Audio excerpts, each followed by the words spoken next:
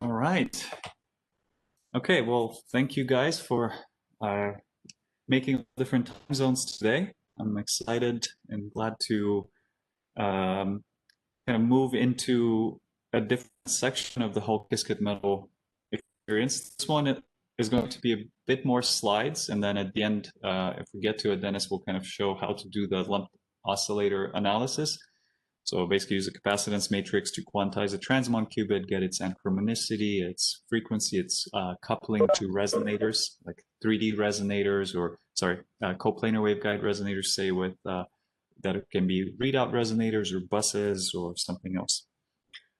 So this, by the way, is very interactive. So completely interrupt me as often as you can with as many questions as you can.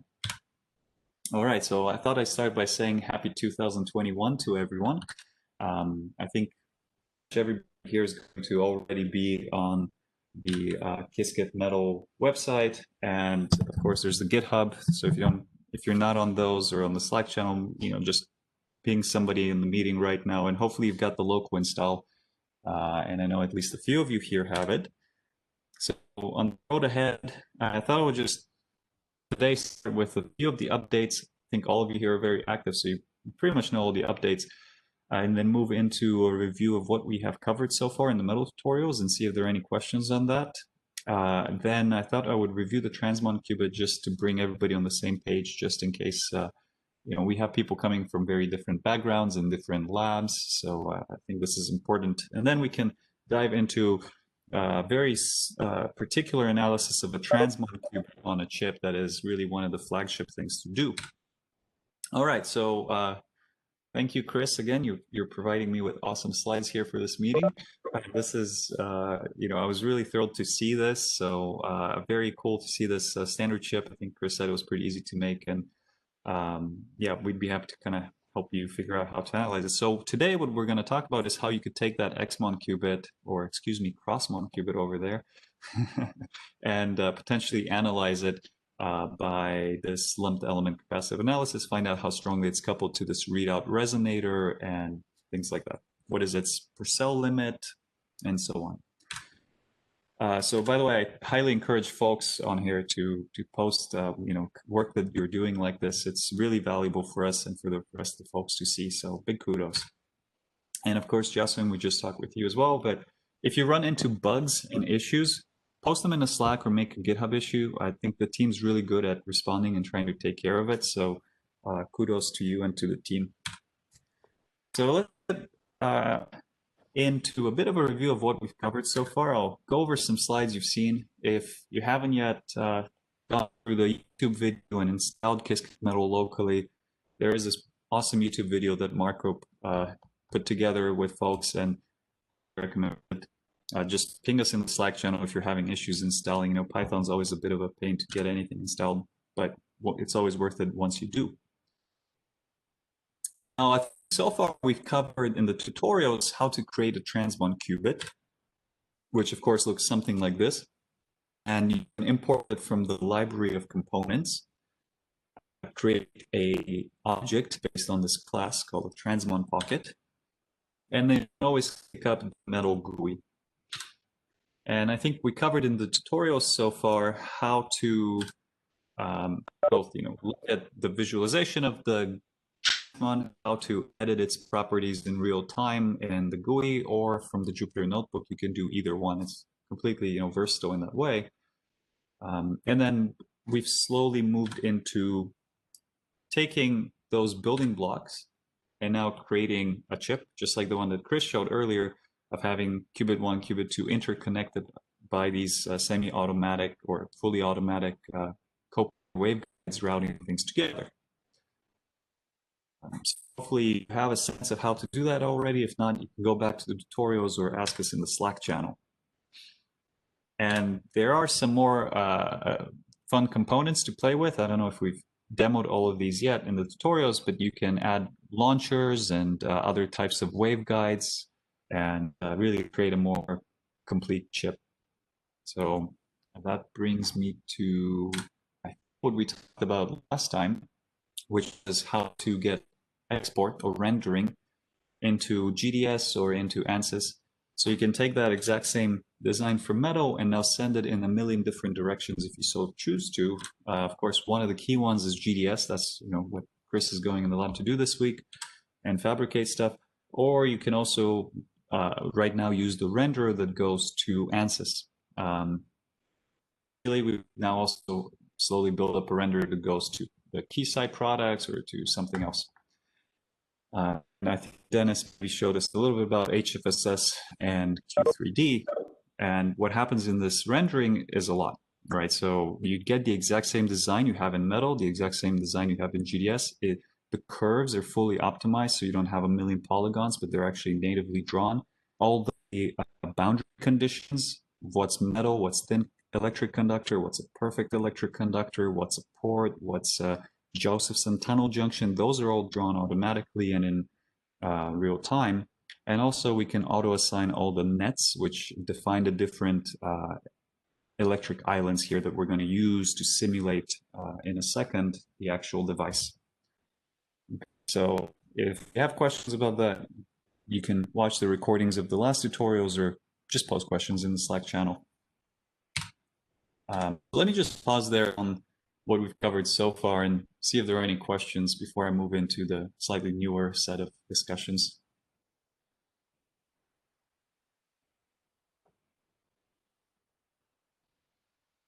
Zlatko, Chris had asked last week about a negative mask.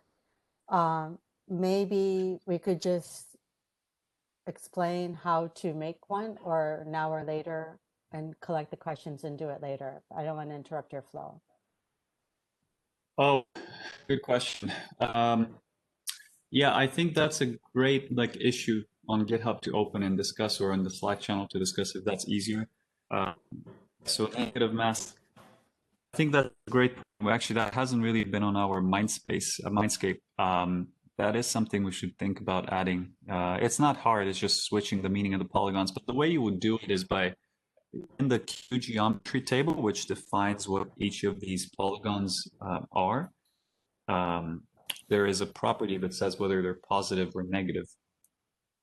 And so you could do it there. It could be more advanced render option. So yeah, maybe that's a discussion to kind of take offline from this. Okay, great. Thank you. That's a good question. Yeah, any other questions on this so far? Good. All right. So let me then launch into next step, which is, we've now created a layout in metal.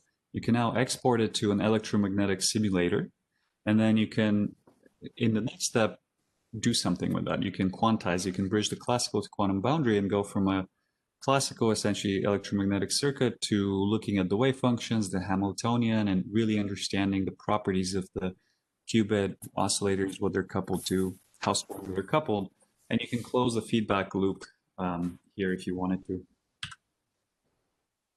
So let me dig into that. That's basically circuit quantum electrodynamics.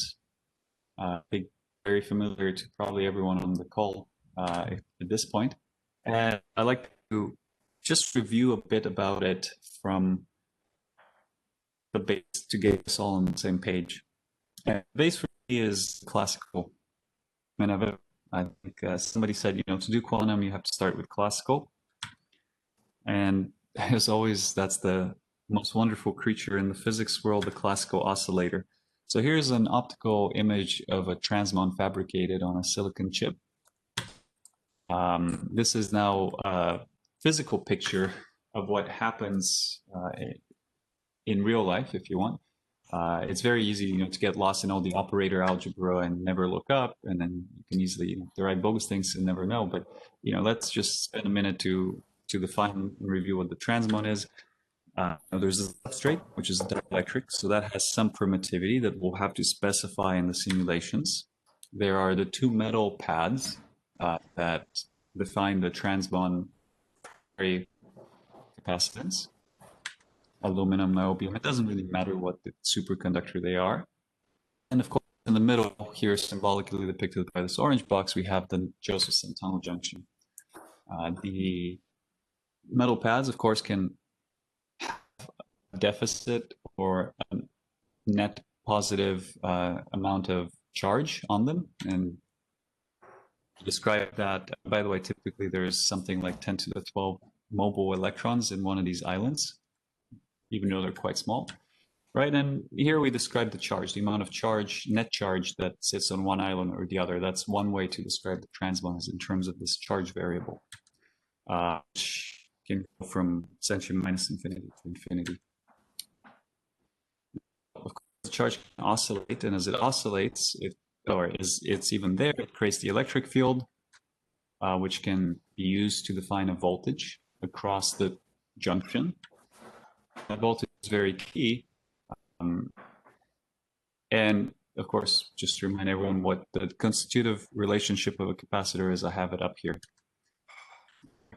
Because we'll do a modeling, a white box modeling of this, distributed structure to a schematic of inductors and capacitors. Of course, the charge can tunnel or travel from one island to the other. In the case of a Josephson junction, it literally tunnels through the junction barrier and creates a current. Right, the rate of change of charge. We don't need to worry about all the details of the conventions, but I've listed these here for those who are more interested in the details of how we can write down the theory and analyze all that. That current creates a magnetic field or an effective magnetic field, by which we can define a sort of effective magnetic flux that defines the Josephson tunnel junction. So this is the conjugate variable to the charge, is the flux. And that's usually what we write the Josephson tunnel junction relationships in terms of. And for completeness, I'll define that the flux is just the time integral of the voltage. All right, this is the kind of very standard formulation of quantum electrical circuits in terms of these flux and charge variables. The flux is related to the current in a linear inductor by just the constant called L, that's the inductance. For a Josephson tunnel junction, of course, the relationship is sinusoidal. Non-linear. So to first order, as you well know, we can model the transmon qubit, which is this whole structure here on the left, by just an inductor in parallel with the capacitor. What are the values of the inductance and capacitance? Right, the inductance, you can determine that from measurements of the fabricated device, or you can just set that as one easier parameter. The capacitance is an effective dressed capacitance, right? It's the net capacitance between the two junction leads that takes into account all of the geometry of these two pads, of the presence of the ground plane around, of the presence of the dielectric, of the geometry distribution. It's not an easy thing to model, actually, how you go from the left picture to the right picture. This is a very non-trivial problem in general. And that's why we're going to leverage these classical electromagnetic simulators.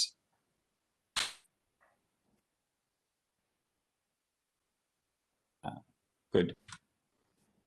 Once you can go from this distributed model to a simple white box model like this, which is well known what its structure and topology is, for at least the harmonic oscillator, we can always look at what it does. So here's the potential energy of the inductor as a function of the magnetic flux across it, which is a quadratic. It's pi squared over 2L. And that just looks like a typical oscillator potential.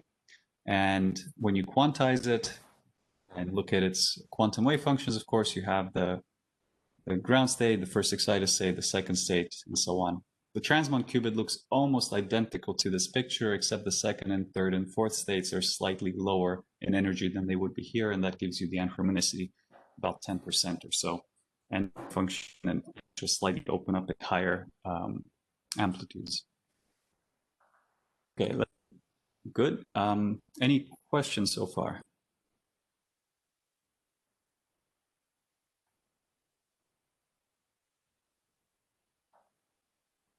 Good.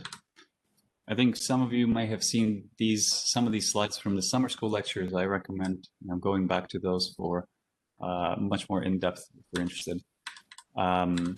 Right, so for a harmonic oscillator, you can write down its Hamiltonian, either in flux and charge or in terms of the raising and lowering Fock operators, A and A dagger.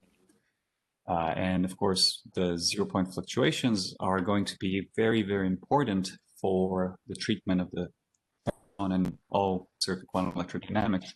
0-point fluctuations, which you write down algebraically like this, they're the coefficient in front of the sum of the raising and lowering operators A and A dagger. They give you the magnetic flux. Physically, they represent the fluctuation of the magnetic flux in the ground state, which is the width of this Gaussian, blue Gaussian here.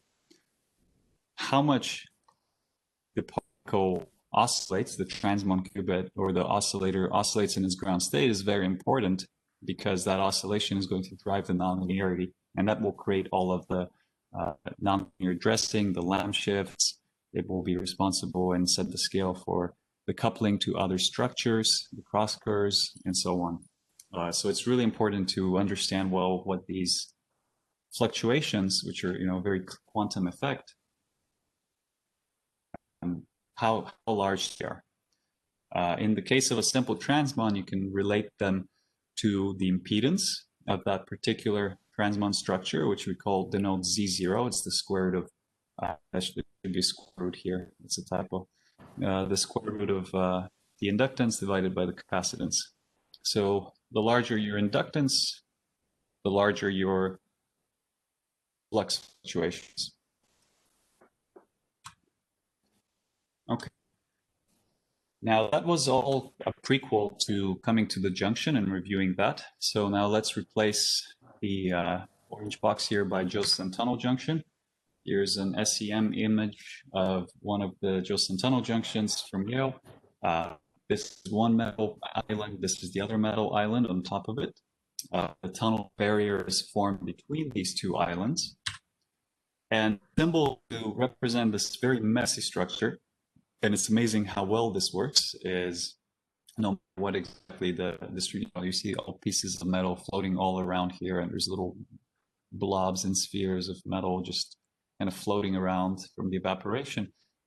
This magnetic flux describes just a single variable. That magnetic flux across these two terminals describes this junction incredibly well, and we denote it with the cross symbol. Its energy potential is this sign of the magnetic flux across the junction divided by the magnetic flux quantum, which is h bar over 2e. And usually we separate the energy into two parts: a linear part, which is the linear oscillator we reviewed so far, and then the nonlinear part, which has quartic terms like a plus a dagger to the fourth and other sixth order and higher terms. Normally the sixth order, eighth order, 10th order, and so forth only have small renormalization contributions, and for the theory we don't handle them. In practice, in the numerics, we always include them because they cause a 5 to 10% correction, which is significant enough for experiments. Okay, and this is the Taylor series expansion of the potential energy of the junction. Good, let me just slow down and pause and see if there are any questions at this stage, because this is either completely unknown to you or totally familiar. It's a tough on presenting here. Tough point for the presentation. Good.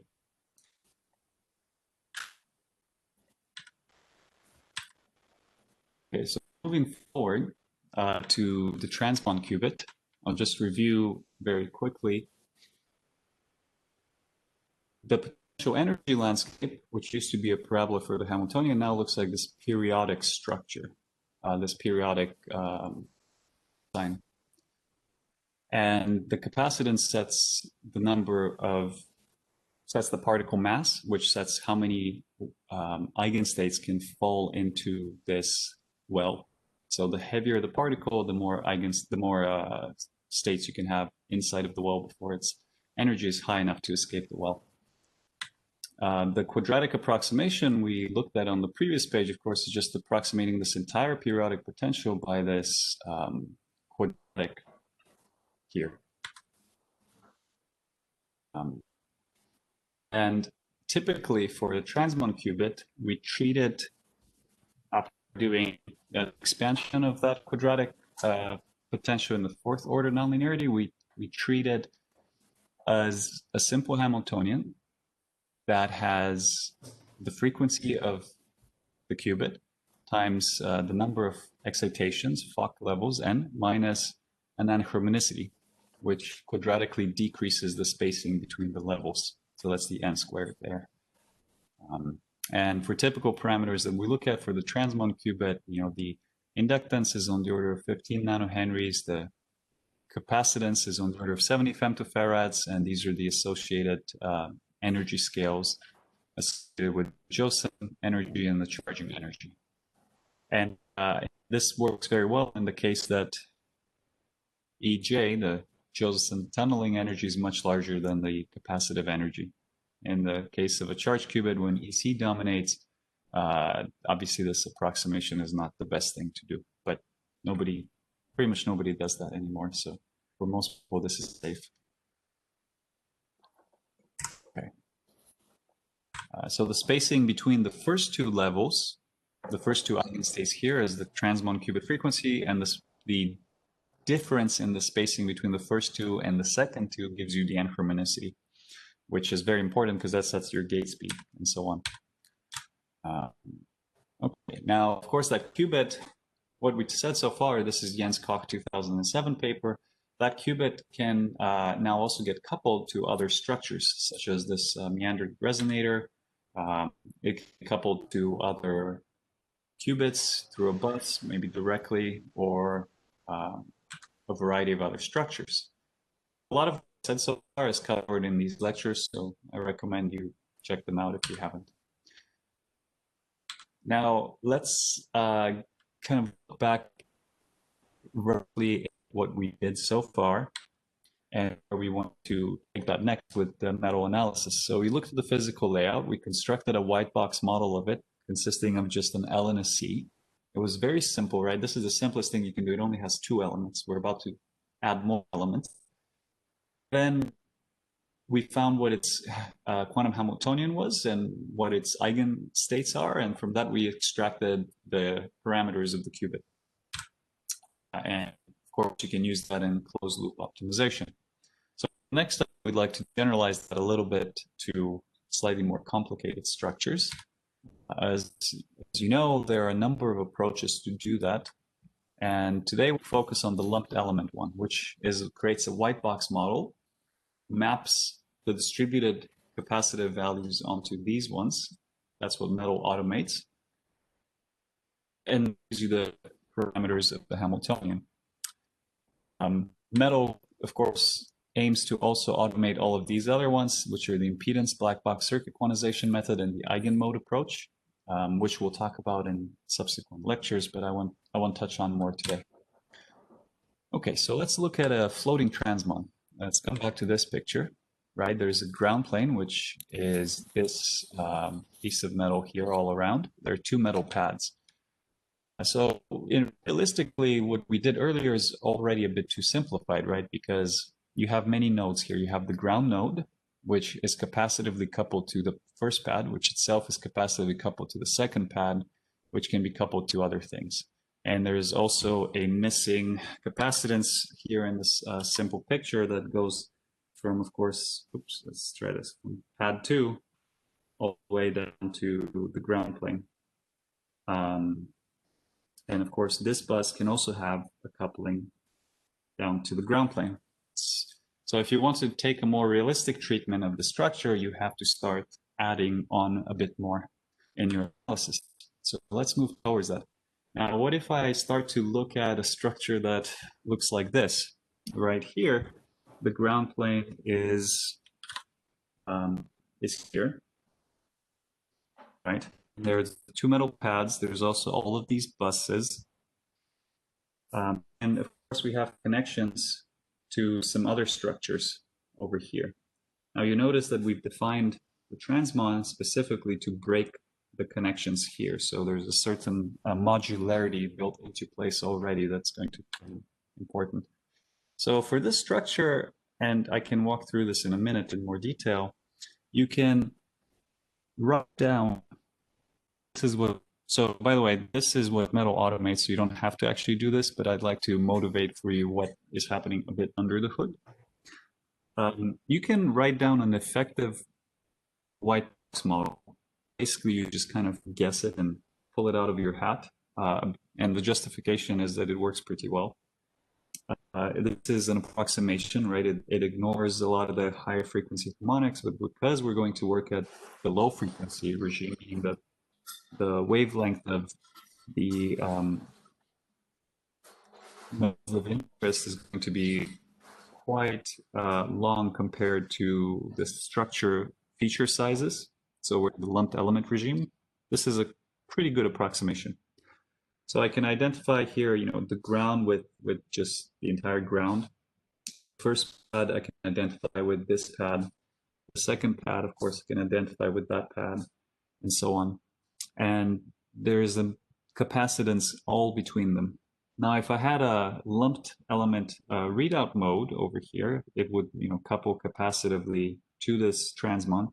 And of course, there's a number of renormalizations that are going to happen because we also have capacitors everywhere, just between everything.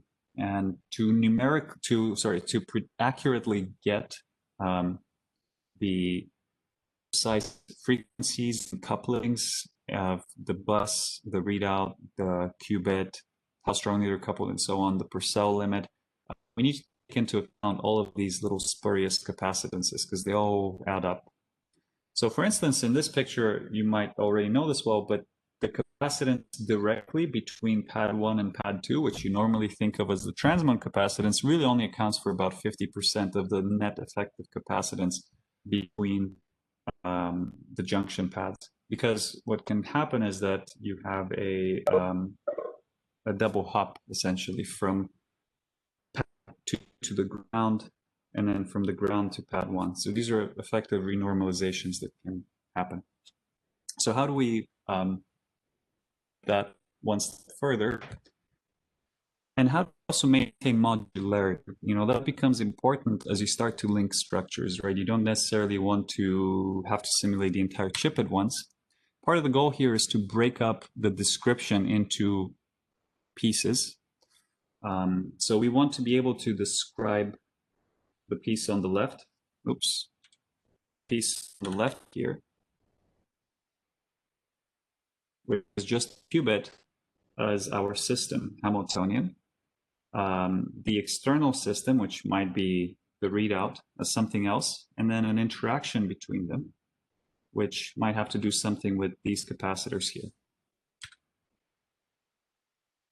Okay, so to do that, the first step is what Dennis will show, which is to take the metal design that you have in metal and then render it into, in this case, some capacitive simulator. This could be Maxwell. We're going to use Q3D. At most, it could be something else, right? We like to be agnostic to the particular simulator.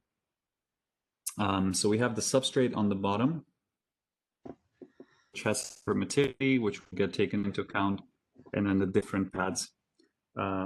So you can see it's defined here automatically as silicon when it gets exported. Next thing, of course, is to define all the different islands and also to choose how they are connected. Even though you see in in metal, this particular port here is connected to another structure. So there is a choice when we render just the transmon qubit itself and not the resonator, which is external out there, whether to make this a short or an open. And Dennis can show us how you can choose that in metal renders, whether these are shorts or opens, because that will have different effects. And you can see what those effects are because you can easily, you know, draw both structures and see how things change. There is also no junction in this model. There's no need for it. We'll model that part analytically. We will simply need the effective capacitance matrix between all these different structures. And the way to get that is to run the analysis, run the simulation here, which meshes it and then creates a, I think in this case, as a boundary condition solver, uses that. And from that gives you a matrix that describes the capacitance between any two nodes or floating islands in the circuit. And that's something that Metal automates, pulls out automatically, and can then feed into the analysis. So from that capacitance matrix, if I go back to the previous slide for a second, and take that and construct, oops, see, pen. Yes, there we go. We can take that and construct the Hamiltonian through that capacitance matrix. So that's all automated. It's in the source. You can see the source code for it, but that's basically what's going to conceptually happen. Okay. And that brings me to somewhat of a summary of this slide. Here's a rendered resonator in Q3D in this case. That capacitance matrix, which is n by n, which are the number of independent islands. So for instance, if two pieces of metal touch, that's one island because it's mechanically connected. We have that capacitance matrix. We also take in things such as the qubit frequency, or perhaps we'd say what the inductance of this junction is.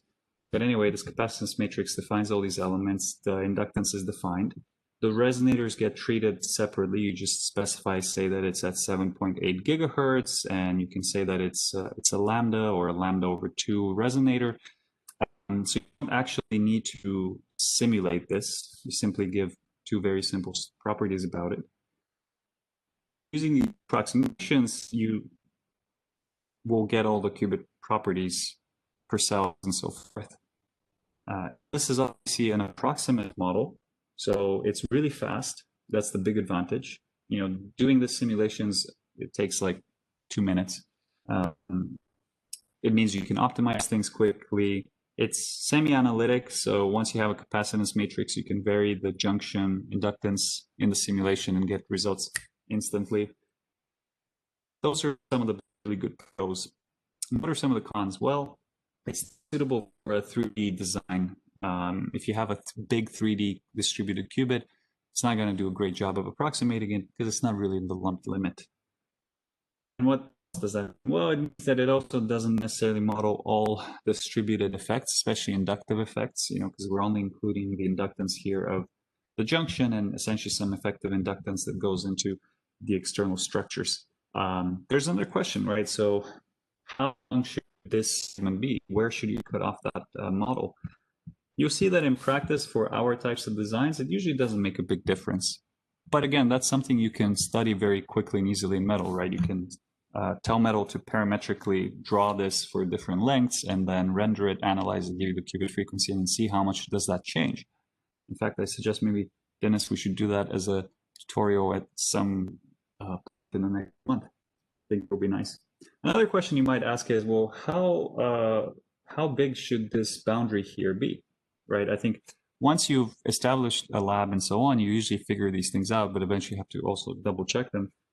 Initially, to do all these checks and simulations is basically vary the difference here from the transmodal qubit to the bounding edge, because that will also have an effect. So yeah, you do a simulation, you get a result, but how trustworthy is it? Can you really believe in that number? So these are checks that, at the serious level you have to do to really know that you can trust the data you have.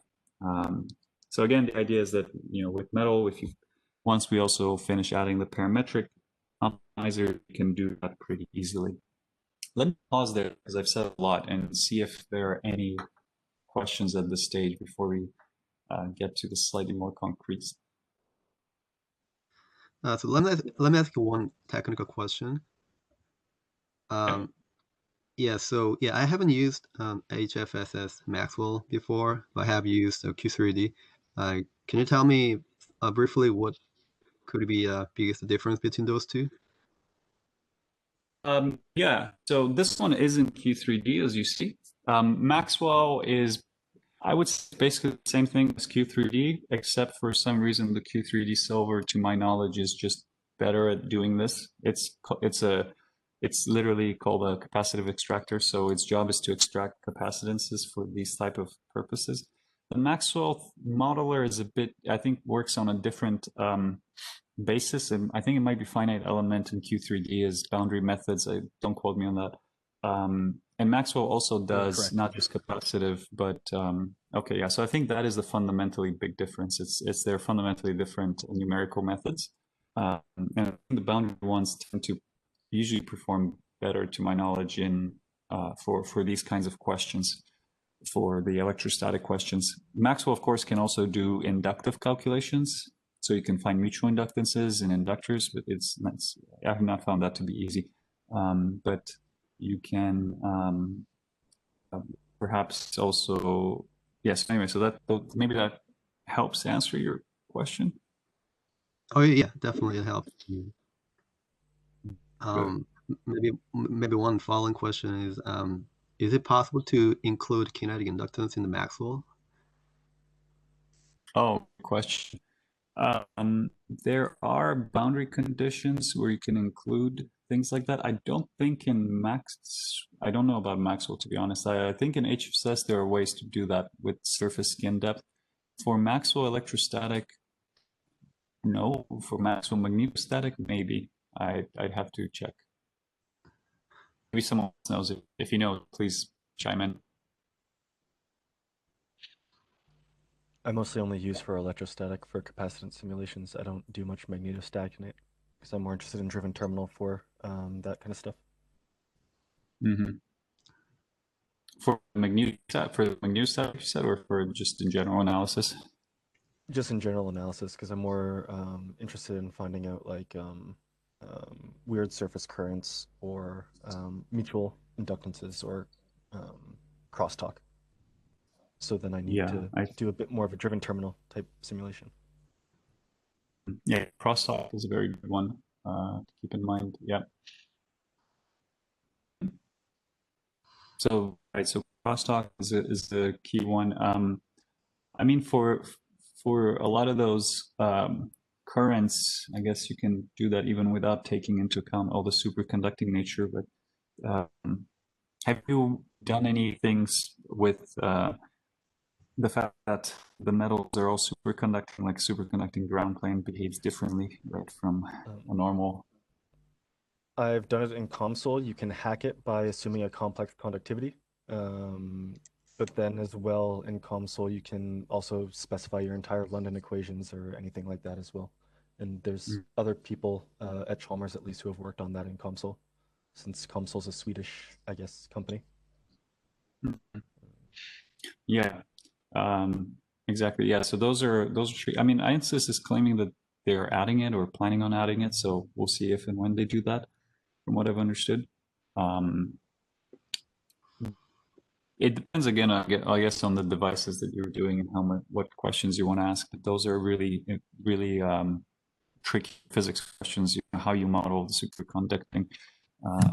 But how has that worked out for you, by the way, at Chalmers?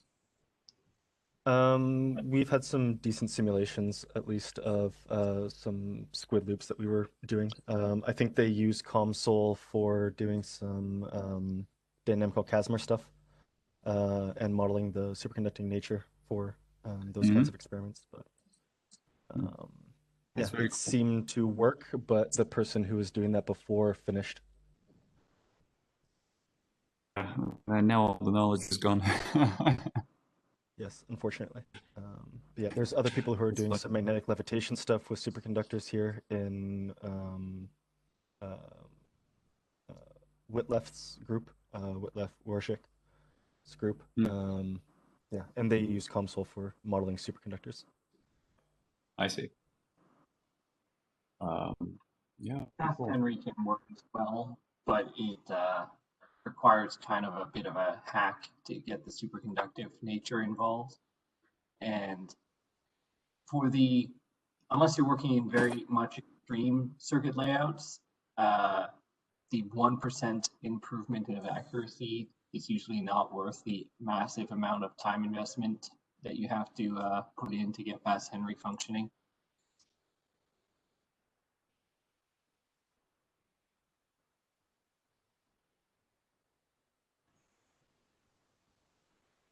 You say that most things you want to know you can get, in your case, with the impedance driven simulations, right? Major simulations. Like the squid loops and stuff like that? Yeah, mutual coupling for squid loop. Exactly. Like Yeah, if, for instance, I had even just Q3D using the sinks and sources, you can get pretty close mutual inductance even without the kinetic inductance portion. You mean like for a circuit like this? Yeah. It's only like, again, this is dependent on one's geometries. Like if you're working with something where your geometries are still massive compared to your London or your coherence length, that'll get you good enough. But if you're working on something very like somewhat more novel or more or superconducting materials with those parameters on order with your geometries, then that does become much more impactful. Yeah. For some reason, when I draw on PowerPoint, it's very pixelated, so sorry about that.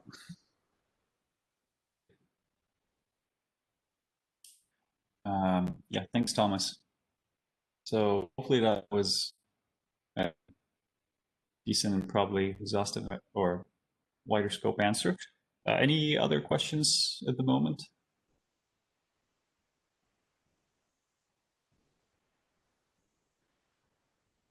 So far, so good. Okay, awesome. Well, we have about, go on. Oh, I said thanks. All right, well, thank you.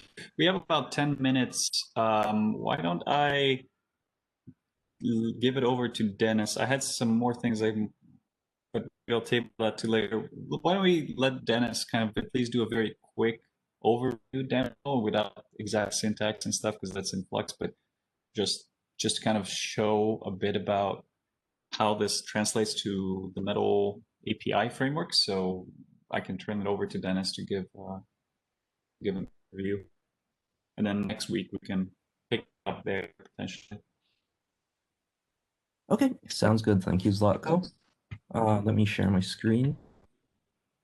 Review of what Zlatko just covered, but from the standpoint of how do we actually run these simulations, set them up and run them. So here we have two sides, right? We start everything in Metal. Let's suppose we have a completed design that's made of Q components, which themselves are composed of elements that include paths and polygons. So the first step is we want to render to a backend, right? Today, our focus is on ANSYS Q3D, right?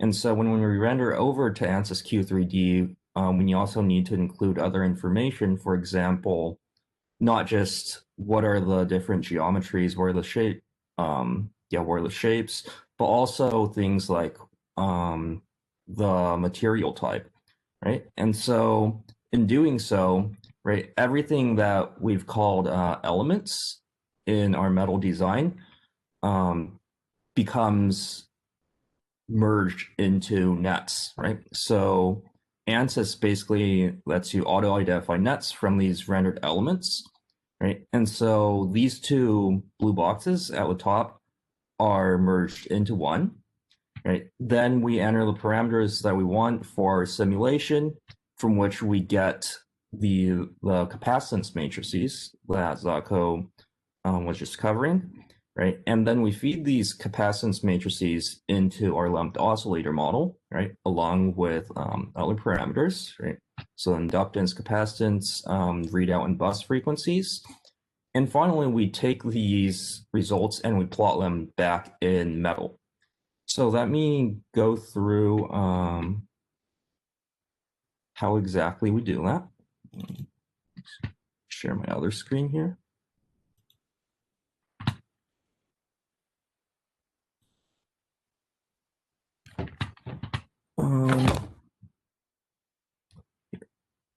So, all right, so I already have a design set up here. Right, first thing to note is that everything, all the names here, right? We have pad top, pad bottom, right? These are all different parts of these transpons. Let's ignore the CPWs for now. For LOM analysis, we are just going to send in one transpon, all right? And the transpon, as I said before, consists of these pads, buses, the surrounding ground. So let's just go ahead and do that. All right, we'll send it over to Q3D, right? So again, the first step here is once you've completed your design, we want to get access to the Q3D render and establish the connection to ANSYS. Right. So again, here we have Q3D Design 4 open, right, and it's active. And so next, let's set an appropriate bounding box, right? And for this demonstration, want to just send over one qubit, right?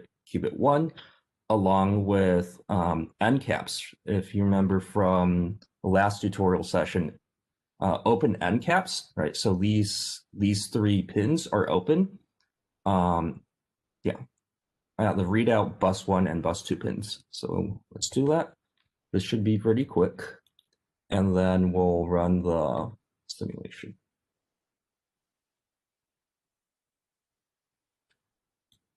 All right, did all. Okay, so up to now, things should look pretty familiar. And the next step, right, is we want to create a new solution setup. So without going into too much detail about all these parameters, the key point here is that we want to do in metal what's also available in ANSYS, right? So for those of you who are familiar with ANSYS Q3D, right, if we want to add a solution setup, right, we'd go here, add solution setup, and enter everything that we want, right? So in metal, right, we can do the same thing, right? And so I've written down all of the defaults right here, right? So if we just do add Q3D setup, that just sets, for example, the frequency to be this, the maximum, minimum number of passes, etc. So let's go ahead and do that. All right, and we can check that, right? Whereas before there's nothing under analysis, now there's setup. Now, next step is, right, we want to analyze it, right? Based on the parameters that we've given it, let's analyze it. Right? And you can tell that something's actually going on in the background, right? Because right, there's this progress bar right here in ANSYS. And as soon as that's finished, right, we can get the capacitance matrix. So let's just let it run for a sec.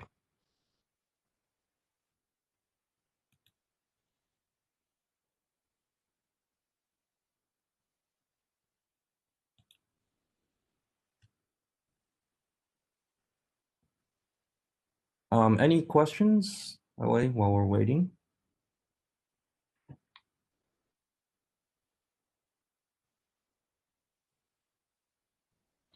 Where do you Sure. set the? Oh, go ahead. How are you defining your kind of optimal mesh size in this? Have you like defaulted any kind of setup in there? 'Cause typically you would provide a bounding box around like critical elements, which are very small, and then say, okay, inside of this element, mesh more finely, or something like that. So right now we're still working on trying to customize all of the meshing. So like you can define, all right, the mesh size within this element is this, but that right now that's work in progress. If you look at the Q geometry table, Dennis, I think I can point out to where it goes. Can you do the, oh, I guess it is poly. Basically in here you add a column. So you see each of these is a polygon, right? And or like an area, and you can have a helper polygon if you want. And there's going to be an extra column which says on this polygon specify the HFSS meshing to be this much. You know, length restricted to that much. So that's where it goes in terms of the API. Okay, thanks. Yeah. Cool. Any other questions? All right. If not, let's So go. one thing quickly. I mean, I thought that there is a sort of kind of auto meshing capability in the Q3D. I thought that that was sort of default. Am I wrong about that? You're right. Q3D, all of the ANSYS simulations, they do. That's what like each pass is basically doing. Like the modeler is increasing mesh density around regions that are impactful to the analysis, like, you know, for say for Q3D, Right. it increases mesh density where it has greatest impact of change of the capacitance matrix. But that can take that on a small thing, you won't really notice a huge difference. On a big layout or something with very specific small components, say if you're including the sheet inductance of your inductor in a simulation, it can be beneficial if you add in a mesh operation that you know is going to be an important part of the result. And then you basically you are letting ANSYS skip a number of steps ahead in its mesh modification. I see. Okay, Cool. thank you. Good to know. Thank you for the questions. All right, so let's get the capacitance matrix right now. And so as you can see, this shows the capacitance between different elements within what we just rendered. Right? So between the buses, the ground, the different pads, and what we designate as the readout. Right? And finally, we can run the lumped oscillator model simulation. So everything here, right? We have a capacitance matrix for each one of number of passes, right? And so we get a whole bunch of parameters as a function of the number of, well, as a function of the pass number, right? And maybe just to slow down there, let me explain these since you have them up. The first column is the qubit frequency, which is the full qubit, you know, it takes the full cosine into account. The second one is the effective charging energy, which accounts for all of the renormalization of all the capacitances. The third one is EJ, is the junction energy, and because we provided that, it's the same for all passes, of course, that doesn't change. By the way, you can see how the convergence of EC works pretty decently well from pass 1 to 8, you know, so this is not badly converged, right? You're at the 3 femtofarad effect, which, by the way, can be a, you know, a small, here you see how much it is. You see that it's about 3 to 4 megahertz in the alpha in this particular case, so pretty well converged. Alpha is the anharmonicity of the qubit, of course. The dispersion is the charge, the offset charge dispersion of the transmon in kilohertz. So it's like 40 kilohertz for this transmon, which is And then the G's are the coupling strengths, the linear coupling strengths in megahertz between the qubit and the other structures. And then the chi is the dispersive cross resonance shift in megahertz between the different buses in this qubit. and the chi-r and gr are the same things, the dispersive shift and the linear coupling G between the qubit and the readout resonator. So there's about a 3 megahertz dispersive shift between the readout resonator and the qubit in this case. Okay, hopefully that helps. Yeah. Could I ask a quick question first as well? This lumped oscillator versus passes function, is this specific to the pocket design right now in terms of that form of capacitance matrix? Or would it just work for any capacitance matrix? Not any, but it should be pretty general. I guess if you have an Xmon, for instance, right, it works as well. That doesn't matter. It's arbitrary in the sense that you can have any number of structures coupled to it. Like you can have 20 buses or 1 bus or no buses, right? You can also have charge lines that aren't coupled to buses. You basically just set the bus frequency to like infinity or 0. And so it is pretty general, but it is right now to just an arbitrary shape in a pocket with 1 junction. That's basically the current restriction. Does that address what you had in mind? Yeah, so I was wondering, okay, is the limitation if I try to put in a squid or something like that? Because you have default the gradiometric qubit as well as one of your designs. And I was wondering if you could just run that immediately. Oh, that one. I see. Yes, I think for LOM code does need a bit of tweaking because it assumes a floating transmon currently. So a grounded transmon, it's not a big change. It's just we need to add like a few lines in the LOM analysis code to allow for that, the user to say, oh, is it floating or grounded? And then it skips one of this. Basically, it just skips, finding when it's calculating EC, it's just looking between the charge island and grounded. I mean, for grounded, it's just the self-capacitance, right, of the island? Yeah, exactly. Yeah. So, yeah, it's not a huge change. We just have to add those lines. Yep. But okay. Yeah, if you have like a squid, like a DC squid, it would, it'd still be fine because you just put in for your the LJ value, you just put in like the parallel value.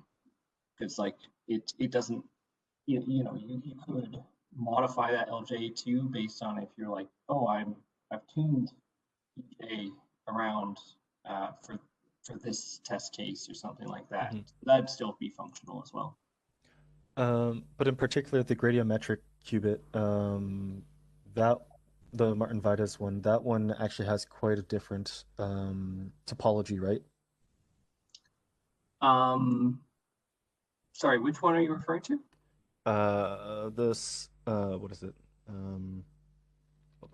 The coplanar or co-concentric.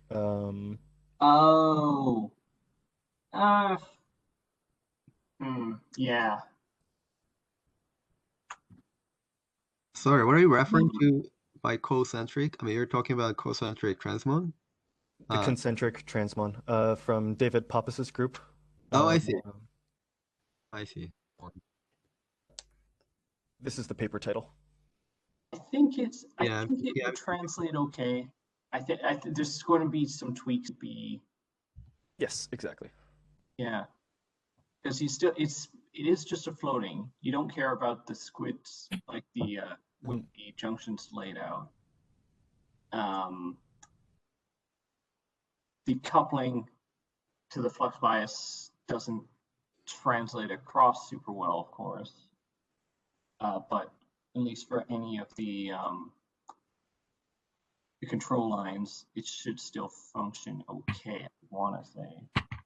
But yeah, so if you want here, you can take a reduction. So I guess the difference in topology is that you have 2 junctions that aren't exactly in parallel, they're in series. Yes. So You can either, but I think if everything is symmetric and the junctions are symmetric, which I think they are in this design, you can you can do the, if you just want to use the current piece of code, you just have to half, I think, the inductances and the capacitance there. Maybe it's double or half.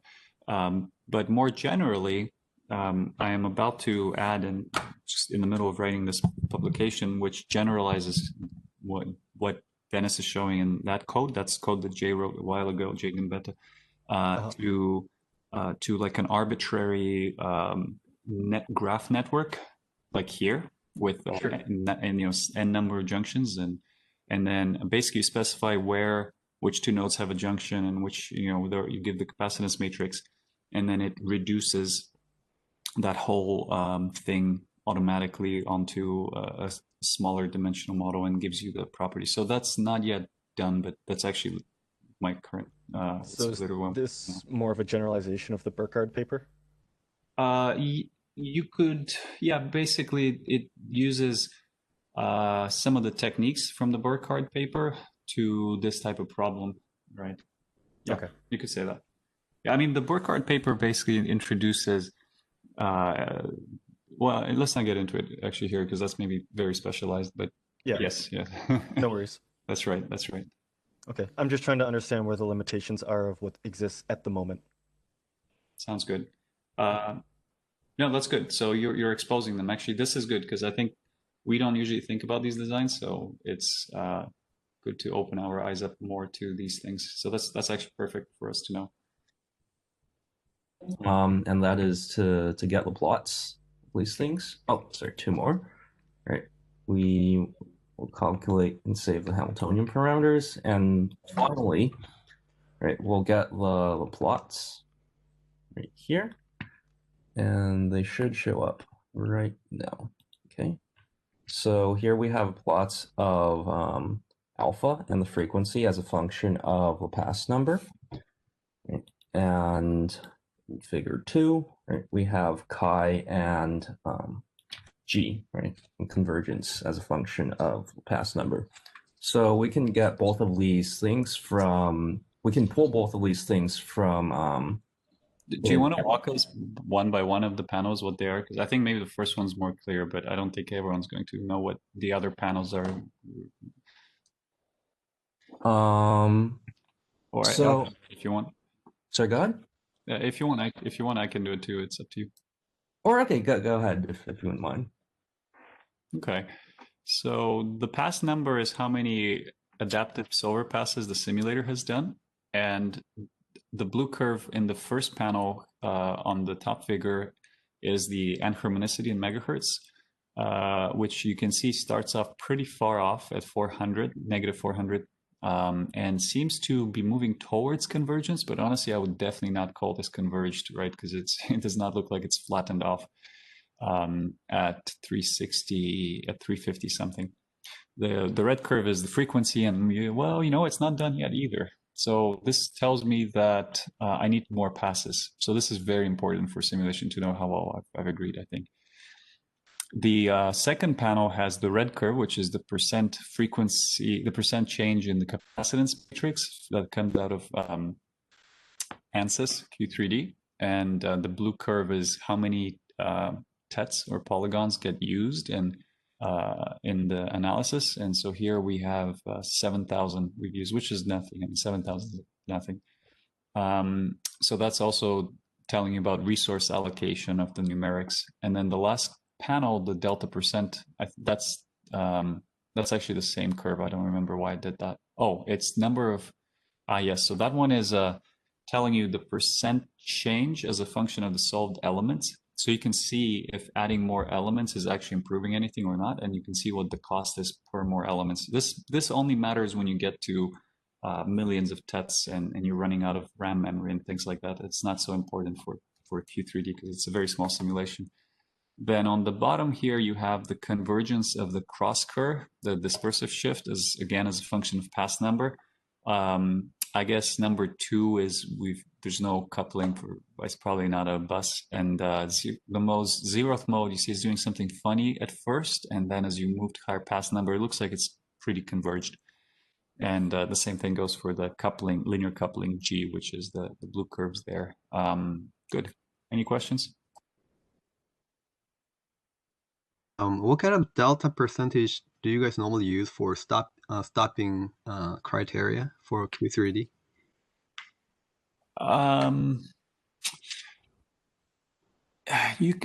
It really, I don't use the delta percentage. I don't care about it because who cares what the capacitance is doing? It really matters how that capacitance translates to anharmonicity and frequency. So I usually run it for as long as it takes me to empirically see that the anharmonicity, and so the blue and red curve in the first panel will look flat. Because that's what I care about. I really don't care at all what happens to capacitance matrix. So I would pick the number based on that. And for these type of transmon models, you can see that it's somewhere at 10 to the minus 1, maybe a few 10 to the minus 2, but that has no meaning whatsoever. The real thing that has meaning is the first panel. Okay, I see. Because usually what we normally do in the group is, so we have a GDS layout. Okay, for instance, just IBM style qubit pocket, and they run Q3D to get the Maxwell capacitance matrix, and then use those parameters to calculate qubit frequencies, and then so there was a question about how much we can trust this outcome from Q3D when it comes to this capacitance values. And definitely there is an option, the setting option where you can set this stopping criteria. What's the delta percentage you want, how many passes you want to have, and then I think we normally put like 0.1% for delta percentage, and then I think that's the moment when Q3D sort of stops calculating stuff. So this was a question that I, this is actually a question that I asked you, but here you're not just doing that, but you're looking at this alpha and frequency kind of flattening thing. So I think we're kind of looking different, basically position. But but in the end, we want to have basically this flattening portion of this circuit parameter. So probably that makes sense for us to go that direction in the future. Yeah, I think if I understand what you're saying, well, maybe someone else was about to speak. Thomas, was that you? No, that was me actually. I guess one thing you could do is you could define these kinds of equations in ANSYS or Maxwell, and then you can converge off of those values rather than off of the delta percent. I think you can set up custom convergence criteria like that in a way.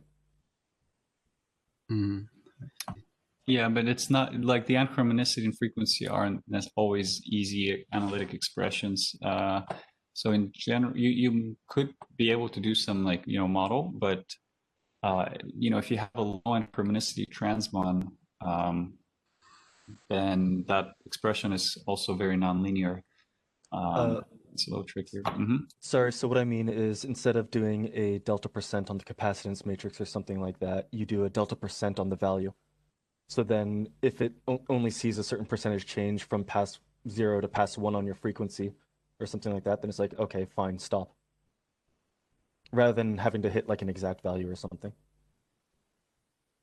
It's essentially saying, okay, instead of putting your delta percent on the matrix, put your delta percent on the end of the curve like you already have, but you're kind of doing it heuristically. Yeah, I see. Well, I think the ultimate thing for me is to just run the analysis versus pass number from metal and just converge directly on the anharmonicity and frequency. Sure. Yeah, exactly. You could do that here. Actually, it's like 4 lines of code. You do a for loop. The notebook Dennis has here has all the code. You just put it in a for loop, and you just look at and you just plot this curve as a function of pass number, and you stop when you're happy. It's basically easy. Yeah.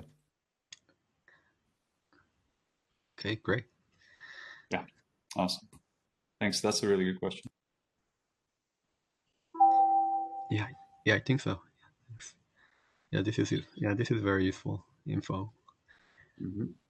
Perfect. This is good.